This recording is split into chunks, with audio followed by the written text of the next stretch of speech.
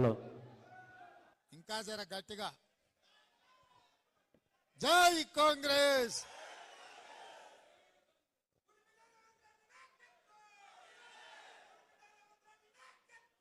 మిత్రులారా,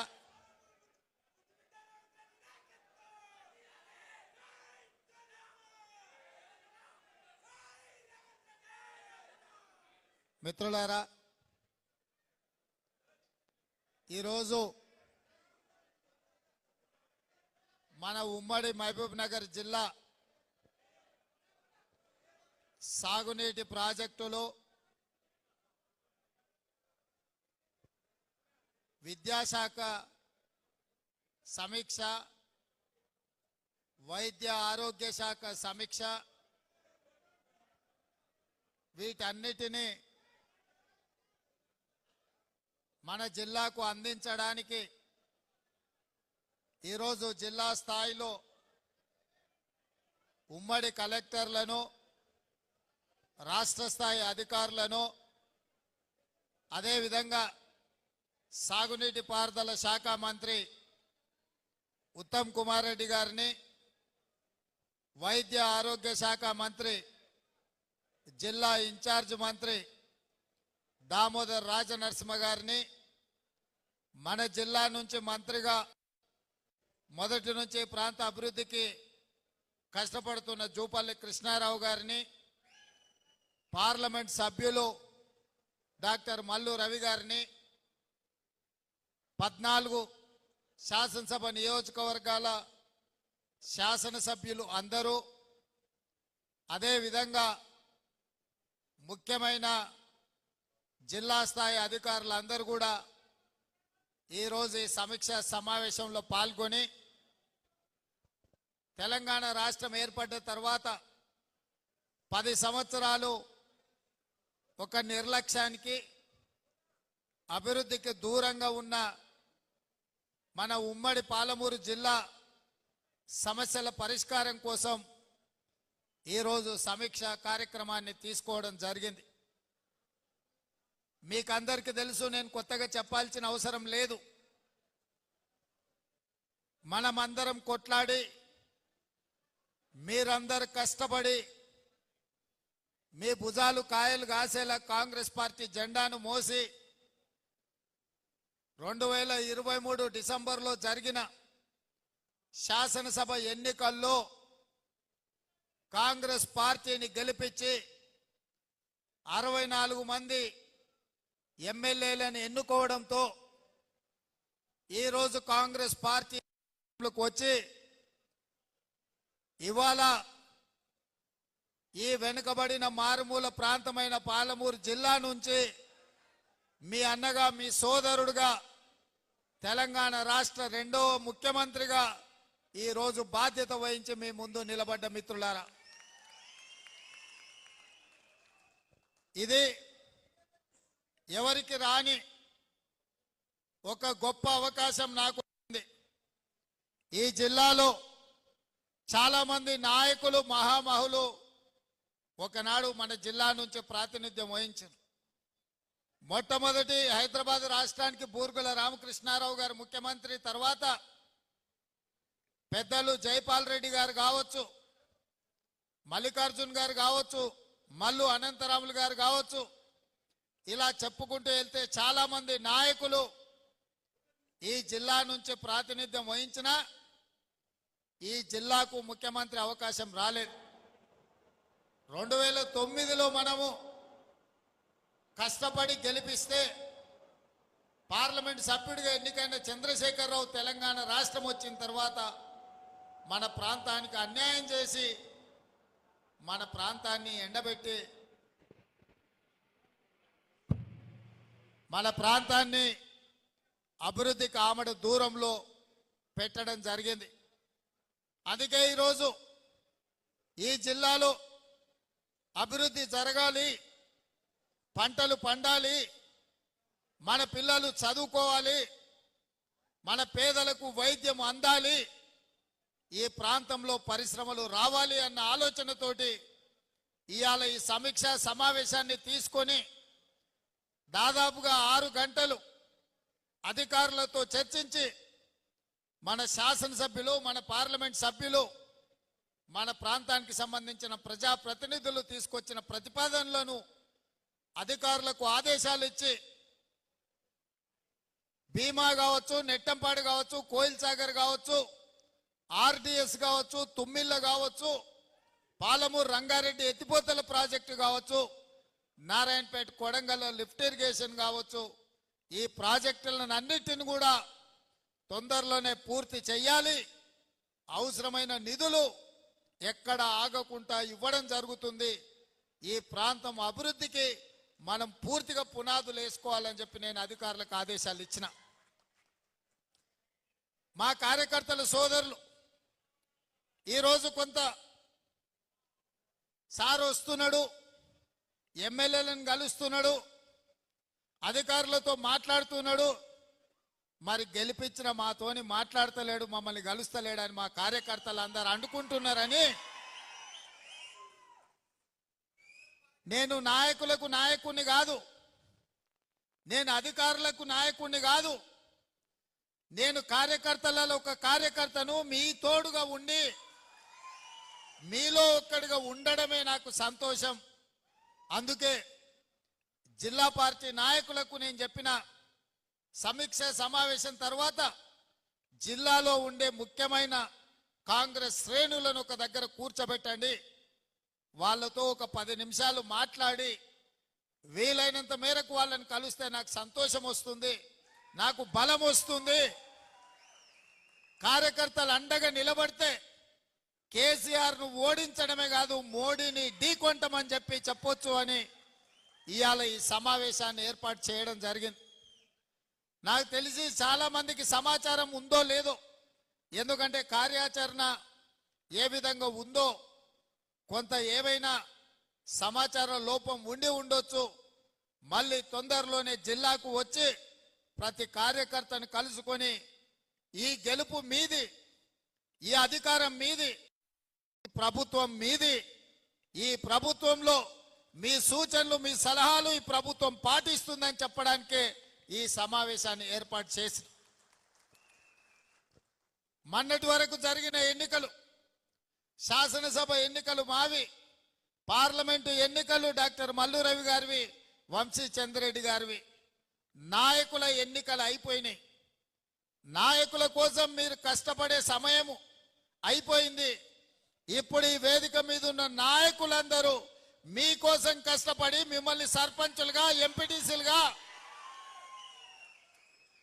మిమ్మల్ని ఎంపీపీలుగా, జిల్లా పరిషత్ మెంబర్లుగా, కౌన్సిలర్లుగా, కార్పొరేటర్గా, మున్సిపల్ చైర్మన్లుగా, మేయర్లుగా మిమ్మల్ని గెలిపించాల్సిన బాధ్యత ఈ వేదిక మీద ఉన్న నాయకుల మీద ఉన్నది.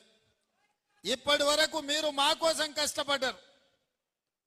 మీరు కష్టపడడం వల్ల మేము ఇవాళ ముఖ్యమంత్రులుగా, మంత్రులుగా, ఎమ్మెల్యేలుగా ఈ వేదిక మీద కూర్చున్నాం. నిన్నటి వరకు ఈ వేదిక మీద ఉన్న చాలా మంది అక్కడ కార్యకర్తలలో కూర్చున్నారు. మీలో ఉన్న వాళ్ళకే అవకాశాలు వచ్చి ఇవాళ ఎమ్మెల్యేలు అయ్యి ఈ వేదిక మీద కూర్చున్నారు. మీలో ఎమ్మెల్యే అర్హత లేని వాళ్ళు లేరని కాదు, కొన్ని ప్రత్యేకమైన పరిస్థితుల్లో పార్టీ కొంతమందికి అవకాశం ఇచ్చింది, కొంతమందికి అవకాశం రాలేదు. అయినా మీరందరూ బాధపడకుండా, ఒకరోజు మనసులో దుఃఖం వచ్చినా రెండో రోజు ఈసారి ఎట్లయినా కేసీఆర్ను ఓడించాలి, కాంగ్రెస్ను గెలిపించాలి అని మనోనిబ్బరంతో మీరందరూ బయటికి వచ్చి మీరందరు కష్టపడి పని చేసిండ్రు. కాబట్టి ఈ మహబూబ్నగర్ జిల్లాలో 14 అసెంబ్లీలుంటే 12 గెలవడం జరిగింది. అందుకే ఈరోజు తెలంగాణ రాష్ట్రంలో మన చేతిలోకి అధికారం వచ్చింది. మరి మీరు కష్టపడితే వచ్చిన అధికారాన్ని మీకోసం వినియోగించాలి, మీకోసం, మీ ఎన్నికల కోసం పనిచేయాలన్న ఆలోచనతో ఇవాళ మన ప్రభుత్వం ఉన్నది. అందుకే ఈరోజు ఈ సమావేశాన్ని ఏర్పాటు చేసి వేదిక ద్వారా కార్యకర్తలందరికీ నేను పిలిపివదలుచుకున్నా. తొందరలోనే స్థానిక సంస్థల ఎన్నికలు నిర్వహించబోతున్నాము. ఆ స్థానిక సంస్థల ఎన్నికలలో ఎమ్మెల్యేలు ఊరు తిరిగి, ఇల్లు తిరిగి మిమ్మల్ని సర్పంచులుగా, ఎంపీటీసీలుగా, ఎంపీపీలుగా, జడ్పీటీసీలుగా, మున్సిపల్ కౌన్సిలర్లు, కార్పొరేటర్లుగా వాళ్ళ ఎన్నికలకు తిరిగిన దానికంటే ఎక్కువ మీకోసం తిరుగుతారు. నేను కూడా ముఖ్యమంత్రిగా రాష్ట్రం నలుమూలల సుడిగాలి పర్యటన చేసి మిమ్మల్ని గెలిపించుకునే విధంగా, మిమ్మల్ని బలోపేతం చేసే విధంగా కార్యక్రమం తీసుకుంటామని ఈ వేదిక మీద నుంచి నేను చెప్పదలుచుకున్నా. మా మంత్రి గారికి, మా ఎమ్మెల్యేలకు నేను సూచన చేస్తున్నా. ఎక్కడెక్కడైతే టెంపుల్స్ ఉన్నాయో టెంపుల్స్ కమిటీలు, మార్కెట్ కమిటీలు, ఇంకా ఇతర నామినేటెడ్ పోస్టులు ఏమేమి ఉన్నాయో, లైబ్రరీ చైర్మన్లు మా మిత్రుడు సంపత్ చెప్తున్నాడు, నామినేటెడ్ పోస్టులు ఏవేవైతే ఉన్నాయో కార్యకర్తలకు, కష్టపడ్డ వాళ్లకు అవకాశం, రానోళ్లకు అవకాశం ఇచ్చి వాళ్ళందరినీ కూడా తక్షణమే ఆ పదవులలో కూర్చోబెట్టాలని చెప్పి వేదిక మీద ఉన్న ఎమ్మెల్యేలందరికీ నేను ఆదేశాలు ఇస్తున్నా.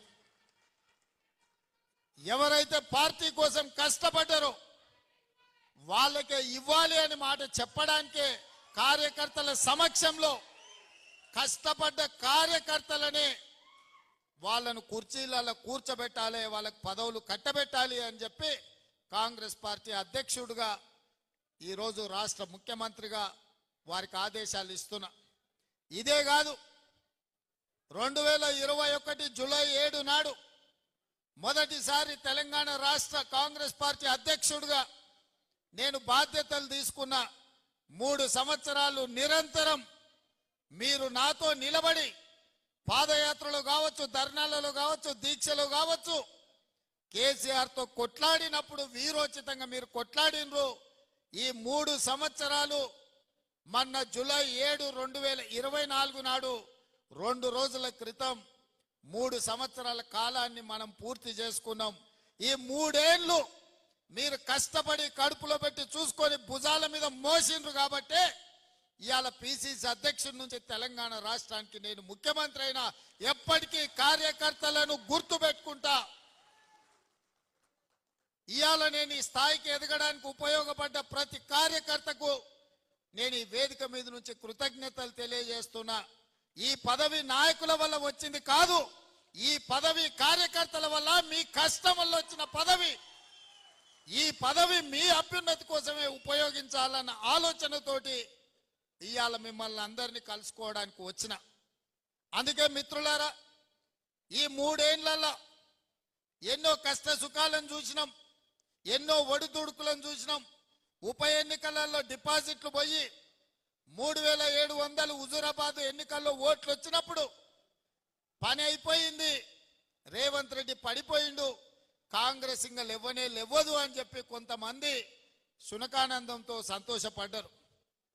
కానీ ధైర్యం కోల్పోకుండా 1.5% ఓట్ల నుంచి 40% ఓట్లకు కాంగ్రెస్ పార్టీ పెరిగి 64 సీట్లు గెలిచి ఇవాళ 65 సీట్లు ఉప ఎన్నికల్లో మనకు కంటోన్మెంట్ గెలవడం ద్వారా ఇవాళ 65 మంది ఎమ్మెల్యేలు, 8 మంది పార్లమెంట్ సభ్యులు ఇవాళ మనకు తెలంగాణ రాష్ట్రంలో కాంగ్రెస్ పార్టీ కార్యకర్తలు కష్టపడి గెలిపించారు.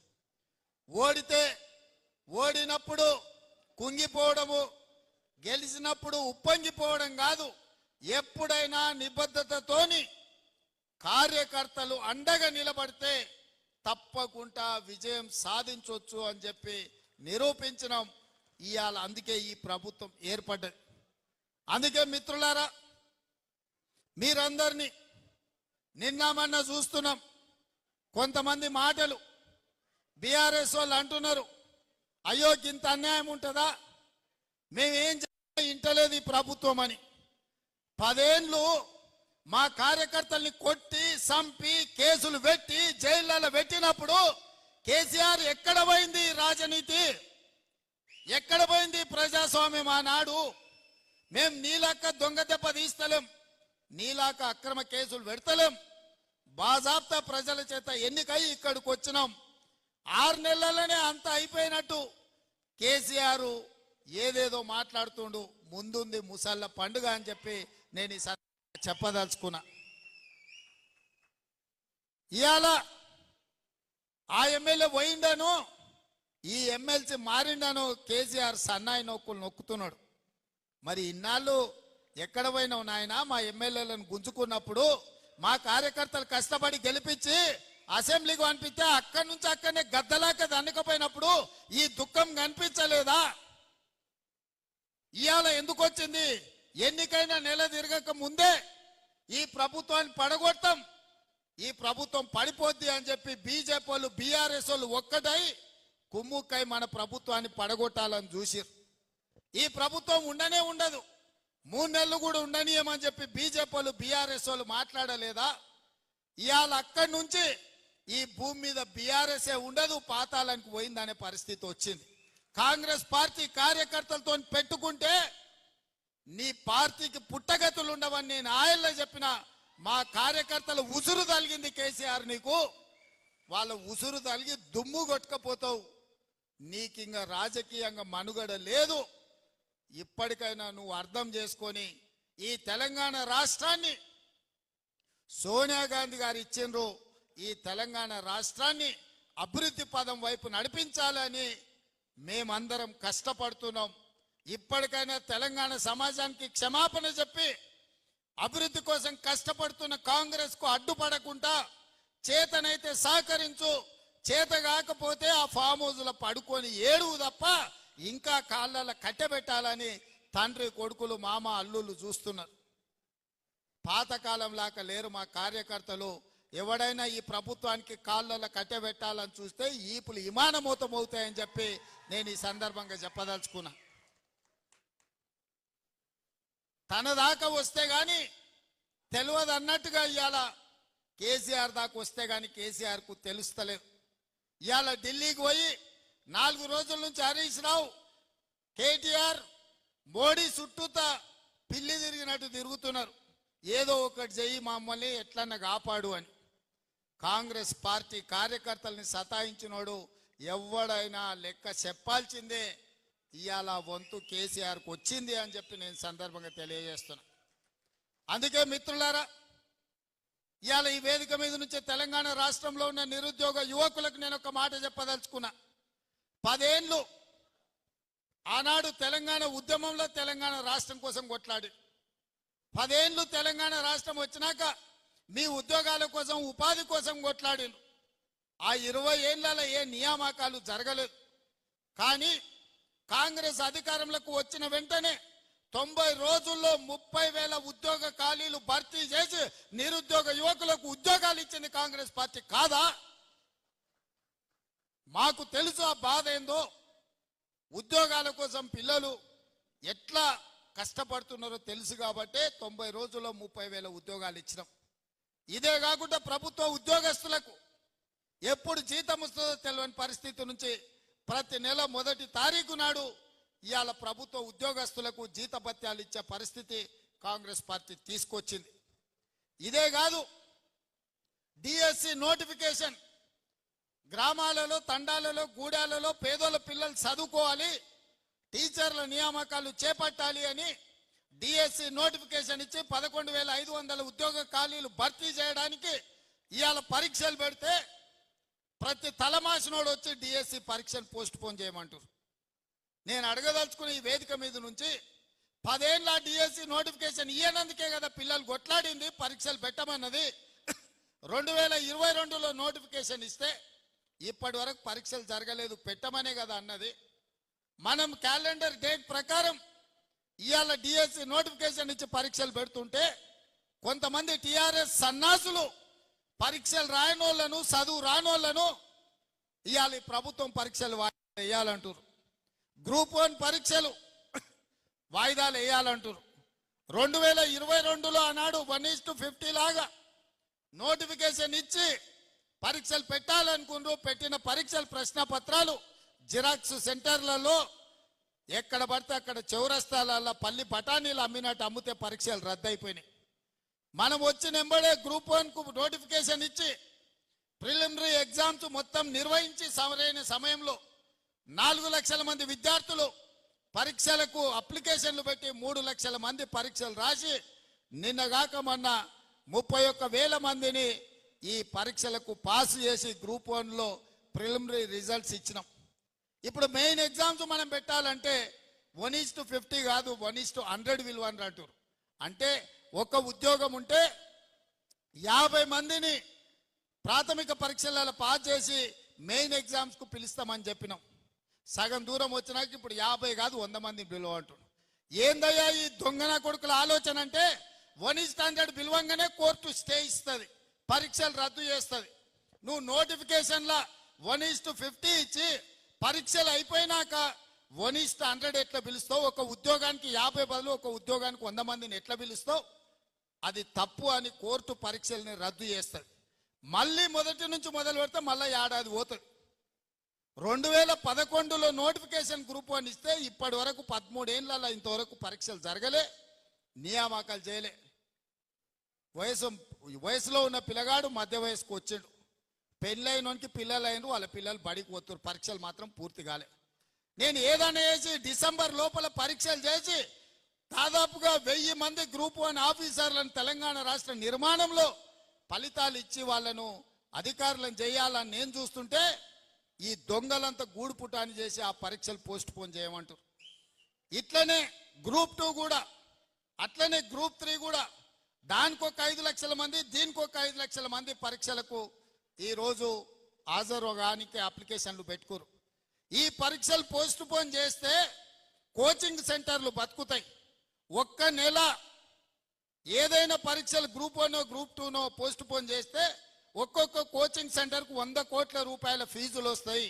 ఇవాళ కోచింగ్ సెంటర్ల మాఫియా కొంతమంది కిరాయి మనుషులను పెట్టి ఆ కిరాయి మనుషులతో రోడ్ల మీద ధర్నాలు చేసి పరీక్షలు పోస్ట్ పోన్ చేయమని అడుగుతున్నారు. ఇవాళ మాకు ప్రభుత్వానికి పోయేదేముంది? ఒకవేళ పరీక్షలు పోస్ట్ పోన్ చేస్తే విద్యార్థులకు నష్టం. కోచింగ్ సెంటర్లు 100 కోట్ల రూపాయలు కొల్లగొట్టడానికి కోచింగ్ సెంటర్లో ఇవాళ పరీక్షల్ని వాయిదా ఏమని అడుగుతున్నారు. గ్రామాన మీరు చెప్పండి, 10 ఏళ్ళు పరీక్షలు పెట్టలే, ప్రభుత్వ ఉద్యోగాలు ఇవ్వలే. కాంగ్రెస్ వచ్చిన ఎంబడే 30,000 ఉద్యోగాలు ఇచ్చింది, డిఎస్సి నోటిఫికేషన్ ఇచ్చింది, గ్రూప్ 1 నోటిఫికేషన్ ఇచ్చింది, గ్రూప్ 2 నోటిఫికేషన్ ఇచ్చింది, గ్రూప్ 3 నోటిఫికేషన్ ఇచ్చింది. రాబోయే డిసెంబర్ 9 తారీఖు లోపల ఈ పరీక్షల ఫలితాలన్నీ ఇచ్చి వేలాది మంది నిరుద్యోగ యువకులకు ఉద్యోగ అవకాశాలు ఇవ్వాలని మా ప్రభుత్వం ప్రయత్నం చేస్తుంటే పరీక్షలు వాయిదా ఏమంటారు? అన్ని పరీక్షలు 2022లో నోటిఫికేషన్ ఇచ్చినవే, ఆ సన్నాసి పరీక్షలు పెట్టలేదు. ఈ 2 ఏళ్ళు పిల్లలు చదువుతూనే ఉన్నారు, కోచింగ్ సెంటర్ల చుట్టూ తిరుగుతూనే ఉన్నారు. ఇప్పుడు కొత్తగా మళ్ళా వాయిదా వేస్తే ఇవన్నీ కూడా కోచింగ్ సెంటర్లలో వాళ్ళ కోచింగ్ సెంటర్లు నడపనికే. మా దగ్గర కూడా అక్కడి నుంచి ఇక్కడి నుంచి పైరవి చేస్తారు. సార్ మేము కోచింగ్ సెంటర్లు పెట్టుకున్నదే ఇవి నడుస్తామని, నువ్వు అన్ని పరీక్షలు పెట్టి పిల్లలకు ఉద్యోగాలు ఇస్తే మా దగ్గర ఎవరు చదువుకుంటాడు, మా వ్యాపారం మూతపడదా అని వస్తారు. ఇంత సిగ్గు తప్పిపోయారు. నిరుద్యోగ యువకుల బలహీనతను వ్యాపారంగా మార్చుకోవాలని కొన్ని కోచింగ్ సెంటర్ల యజమానులు ఈ ఆర్టిఫిషియల్ ఉద్యమాలను ఇవాళ మన కళ్ళగట్టినట్టు చూపించాలనే ప్రయత్నం చేస్తారు. ఎప్పుడు కేసీఆర్ బలహీన పడతాడో, ఎప్పుడు కేసీఆర్ పతనం అవుతాడో విద్యార్థులను రెచ్చగొట్టి వాళ్ళని సావగొట్టి వాళ్ళ శవాల మీద పార్టీని బతికించుకోవాలని ఈ సన్నాసోడు విద్యార్థుల శవం కోసం ప్రయత్నం చేస్తున్నాడు. ఆనాడు 6 అడుగులు ఉన్నాడు, 100 రూపాయలు పెట్టి లీటర్ పెట్రోల్ తెచ్చుకుండు, కానీ 10 పైసలు పెట్టి అగ్గిపెట్టే తెచ్చుకోలే. పెట్రోల్ డ్రామాతో హరీష్ రావు డ్రామా ఆడితే ఇది నిజం అనుకొని శ్రీకాంతాచార్య అని పేదోళ్ళ బిడ్డ పెట్రోల్ పోసుకొని తెలంగాణ ఉద్యమంలో ప్రాణ త్యాగం చేశాడు. అక్కడి నుంచి ఈశాన్ రెడ్డి, వేణుగోపాల్ రెడ్డి, కానిస్టేబుల్ కిష్టయ్య, యాదయ్య, ఇట్లా వందలాది మంది పిల్లలు ప్రాణాలు తీసుకున్నారు. కానీ కేసీఆర్ కుటుంబంలో ఒక్కరన్నా చచ్చిపోయినానే ఎన్నడనా? మళ్ళీ ఇప్పుడు అదే మోతీలాల్ అని ఒక లంబాడి బిడ్డను ఇవాళ రెచ్చగొట్టి దీక్ష కూసబెట్టారు. ఇంకొక బక్క జడ్సన్ అని ఒక దళితుడిని దీక్ష కూసబెట్టారు. ఇవాళ ఇంకో కోచింగ్ సెంటర్ ఆయన దీక్ష కూర్చున్నాడు. ఎందుకు మోతీలాల్ కూర్చోవాలి, ఎందుకు బక్క జడ్సన్ కూర్చోవాలి? నేను సూటిగా సవాల్ విసురుతున్న హరీష్ రావుకు, కేటీఆర్ కు, సన్నాసులారా మీరు దీక్ష కూర్చోండి, మీరు సావనైన వాయిదాయిన పడాలి. ధైర్యం ఉందా? రాండి ఉస్మానియా యూనివర్సిటీకి వచ్చి ఆర్ట్స్ కాలేజ్ ముందల బామార్దుల ఆమరణ నిరాహార దీక్ష కూర్చోండి. గ్రూప్ 1 పరీక్షలు, గ్రూప్ 2 పరీక్షలు, గ్రూప్ 3 పరీక్షలు, డిఎస్సి పరీక్షలు వాయిదానన్న లేకపోతే మీ ప్రాణాలన్న పోవాలి. నినాదంతో మీరు ఆర్ట్స్ కాలేజ్ ముందర దీక్ష చేయండి. మేము కాపలా ఇస్తాం, మిమ్మల్ని ఎవ్వడు ఆపడు, సూతం ఎన్రోల్ చేస్తారు.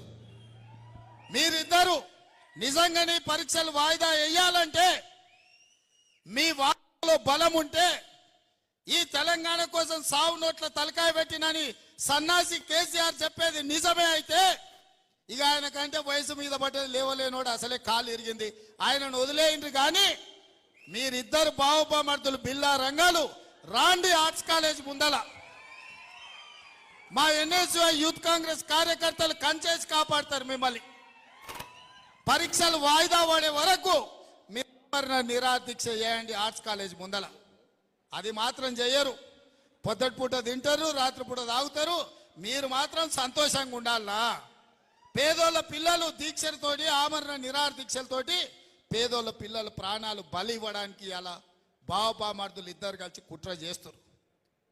ఇవాళ అందుకే విద్యార్థులకి వేదిక మీద నుంచి నేను విజ్ఞప్తి చేస్తున్నా, వాళ్ళ పార్టీ బలహీన పడ్డప్పుడు, రాజకీయంగా వాళ్ళు సచ్చినప్పుడు విద్యార్థులను చంపి ఆ శవాల మీద పార్టీని నిర్మించుకోవాలి. ఇక్కడున్న మా సోదరులకు గ్రామాన చెప్పండి, వాళ్ళ తల్లిదండ్రులకు చెప్పండి, మీ కోచింగ్ సెంటర్లలో 1000 కోట్ల 100,000 రూపాయలు ఫీజులు కట్టాల్సిన పని లేకుండా ఎంబడెంబడే పరీక్షలు పెట్టి ఫలితాలు ఇచ్చి మీ పిల్లలకు ఉద్యోగాలు ఇస్తాము.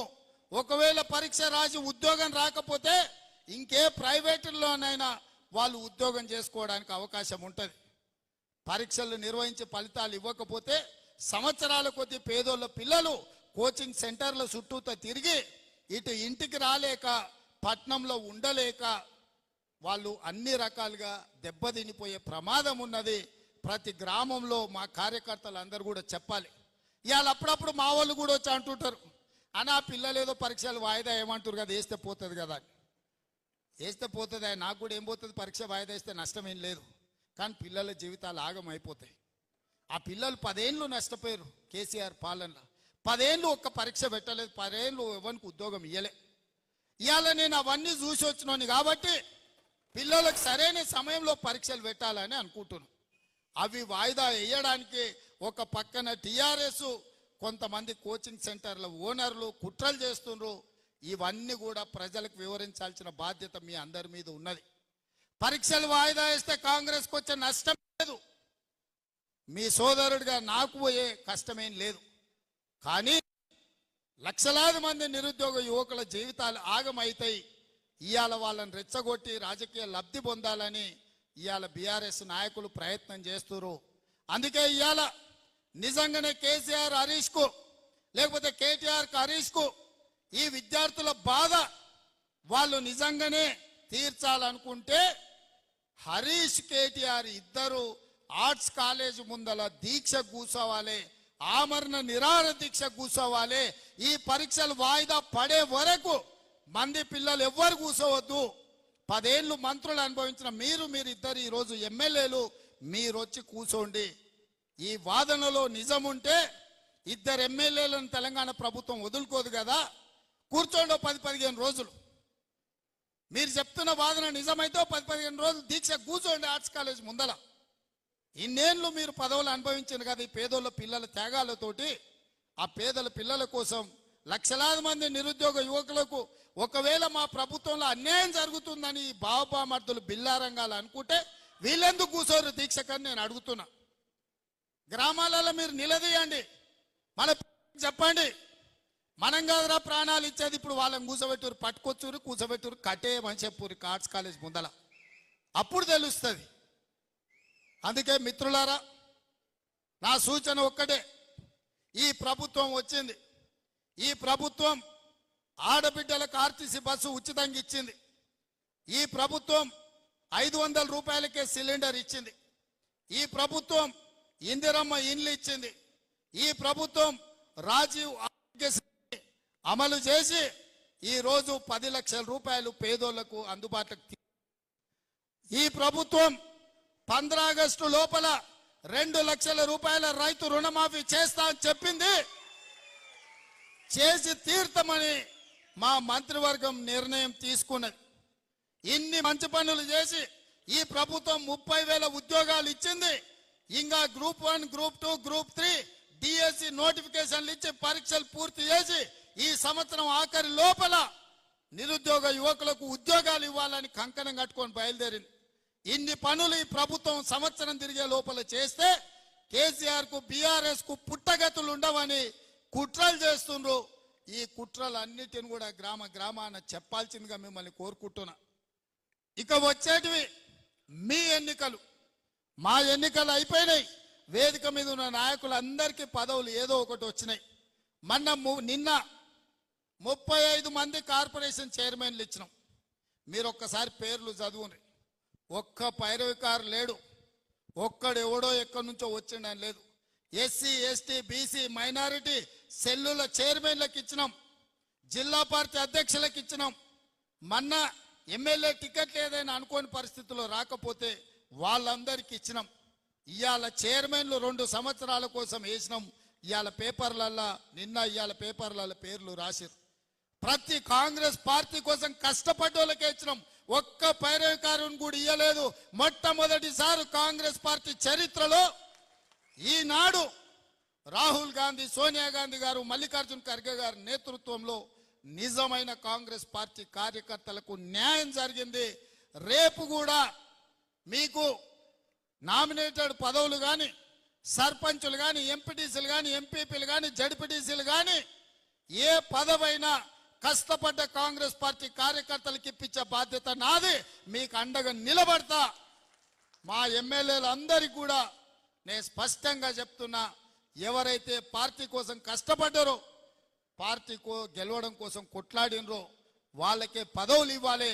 ఇవాళ కార్యకర్తలు అక్కడ ఉంటేనే మనం ఇక్కడ ఉంటాం. వాళ్ళే అక్కడ లేకపోతే మనకి వేదిక ఉండదు, ఈ కుర్చీ కూడా ఉండదు అని చెప్పి మా ఎమ్మెల్యేలందరికీ నేను చెప్పదలుచుకున్నా. వాళ్ళు బలంగా ఉన్నప్పుడే, గ్రామాలలో వాళ్ళ గౌరవం ఉన్నప్పుడే మనం గ్రామానికి వెళ్తే మనకి ఇంత ఇజ్జత్ ఉంటుంది. ఊర్లో మనోనికి ఇజ్జతే లేకపోతే ఊర్లో ఏడికి పోతాం మనం? ఊర్లోకి పోతే సాయిచ్చేటోడు కూడా దొరకడు. ఏదన్నా ఊరికి వెళ్తే మనకు మంచినీళ్ళు ఇచ్చి ఛాయ్ ఇచ్చి ఇంత బువ్వ పెట్టేటోడు ఉండాలంటే మన కార్యకర్త బలంగా ఉండాలి. సంక్షేమ పథకాలు కూడా, మనం ఇచ్చే పథకాలు కూడా మన కార్యకర్తలను అడగండి. మన కోసం కష్టపడ్డోళ్ళు ఎవరున్నారో వాళ్లకు ఇవ్వండి అని చెప్పి నేను ఎమ్మెల్యేలందరికీ సూచన చేస్తున్నా. ఎందుకంటే పార్టీ బలపడ్డప్పుడే, పార్టీ బలంగా ఉన్నప్పుడే మన ప్రభుత్వం బలంగా ఉంటుంది. సోనియా గాంధీ గారు, రాహుల్ గాంధీ గారు నాకు అదే మాట చెప్పిండ్రు. కార్యకర్తల్ని కాపాడే బాధ్యత నీది. 3 ఏళ్ళు నీ ఎంబడి నిలబడ్డారు, నీ వెనకాల నిలబడ్డారు, కట్టె పట్టుకొని నిటారుగా నిలబడి కొట్లాడినరు. వాళ్ళని కాపాడే బాధ్యత నీది అని చెప్పి సోనియా గాంధీ, రాహుల్ గాంధీ గారు చెప్పిండ్రు. మీ అందరితోనే ఆ విషయాన్ని పంచుకుందామనే ఇవాళ నేను ఇక్కడికి వచ్చిన. రుణమాఫీ జరిగిన ఎంబడే స్థానిక సంస్థల ఎన్నికలకు పోదాం. ఇవాళ మనం అందరం కష్టపడ్డ కార్యకర్తల్ని కాపాడుకుందామని తెలియజేస్తూ మీ అందరి దగ్గర సెలవు తీసుకుంటున్న మిత్రులారా, జై కాంగ్రెస్, జై జై కాంగ్రెస్. ధన్యవాదాలు.